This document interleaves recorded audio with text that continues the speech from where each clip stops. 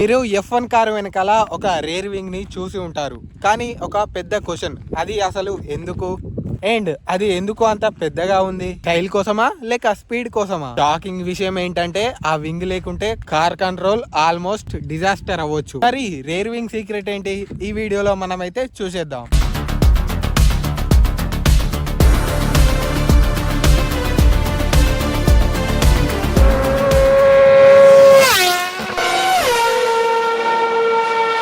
So hi friends, welcome back to my YouTube channel this is gem vlogger. So నిన్నటి వీడియోలో మనం front wing secret ఏంటో తెలుసుకున్నాం. So ఈ రోజు రేర్ వింగ్ సీక్రెట్ ఏంటో తెలుసుకుందాం.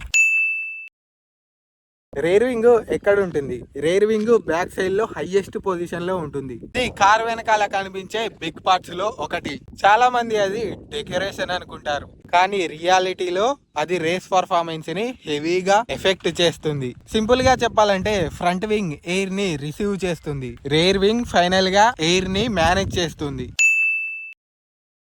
అసలు రేర్ వింగ్ మెయిన్ వర్క్ ఏంటి? Rare wing main work down force create చేయడం. డౌన్ ఫోర్స్ అంటే కార్ ని రోడ్డు మీదకి పుష్ చేయడం. సింపుల్ గా చెప్పాలంటే మనం బైక్ మీద వెళ్తున్నప్పుడు చెయ్యిని ఇలా పెడితే ఒక విధంగా, ఇలా పెడితే ఒక విధంగా ఫోర్స్ అయితే చేంజ్ అవుతుంది కదా, సేమ్ అలాగే ఇక్కడ కూడా రేర్ వింగ్ ఎయిర్ ఫ్లో ని యూజ్ చేసుకొని కార్ ని రోడ్డు మీదకి పుష్ అయ్యేలాగా చేస్తుంది. అసలు అలా చేయడం వల్ల యూజ్ ఏంటి? సో ఎందుకంటే మోర్ గ్రిప్ దొరుకుతుంది, మోర్ స్టేబుల్ గా ఉంటుంది, మంచిగా కార్నర్స్ లో టర్న్ అవుతుంది. ఇప్పుడు స్పీడ్ వర్సెస్ డౌన్ ఫోర్స్ గురించి చూద్దాం. ఇంట్రెస్టింగ్ ఫ్యాక్ట్ ఏంటంటే ఎక్కువ డౌన్ ఫోర్స్ అంటే ఎక్కువ స్పీడ్ కాదు, ఎందుకంటే రేర్ వింగ్ ఎయిర్ ని స్టాప్ చేస్తుంది కూడా, దాన్నే డ్రాగ్ అంటారు. మోర్ రేర్ వింగ్ యాంగిల్ ఉంటే గ్రిప్ ఎక్కువ ఉంటుంది కానీ స్పీడ్ తగ్గుతుంది. రేర్ వింగ్ యాంగిల్ తక్కువగా ఉంటే గ్రిప్ తగ్గుతుంది, స్పీడ్ ఎక్కువగా ఉంటుంది. అంటే టీము బ్యాలెన్స్ ని సెట్ చేయాలన్నమాట. ఎగ్జాంపుల్ చెప్పాలంటే మనం సైకిల్ తొక్కుతున్నప్పుడు మనకి ఎదురుగా గాలి వస్తుంది అనుకోండి, మనం స్పీడ్ గా తొక్కలేం, ఆ ఎయిర్ మనని ముందుకెళ్లకుండా స్టాప్ చేస్తుంది. సో సేమ్ ఇక్కడ కూడా అన్నమాట, అదే ఎయిర్ మనని డ్రాగ్ చేస్తుంది వెనకకు. అండ్ ఇప్పుడు మనం most interesting thing DRS secret గురించి మాట్లాడుకుందాం. రేర్ వింగ్ లో ఒక బిగ్ సీక్రెట్ ఉంది, అదే DRS. DRS full form drag reduction system. Race time లో డ్రైవర్ డిఆర్ఎస్ ని యాక్టివేట్ చేస్తే రేర్ వింగ్ కొంచెం ఓపెన్ అవుతుంది. ఓపెన్ అయ్యాక ఎయిర్ రెసిస్టెన్స్ రెడ్యూస్ అవుతుంది, టాప్ స్పీడ్ పెరుగుతుంది. సింపుల్ గా చెప్పాలంటే టెంపరరీ స్పీడ్ బూస్టర్ అన్నమాట. కానీ పెద్ద తలకాయ నొప్పి ఏంటంటే డిఆర్ఎస్ ని ఎక్కడ పడితే అక్కడ యూజ్ చేయలేం, ఎందుకంటే దానికోసం స్పెషల్ గా కొన్ని జోన్స్ ఉంటాయి, అక్కడ మాత్రమే డిఆర్ఎస్ ని యూజ్ చేయాలి.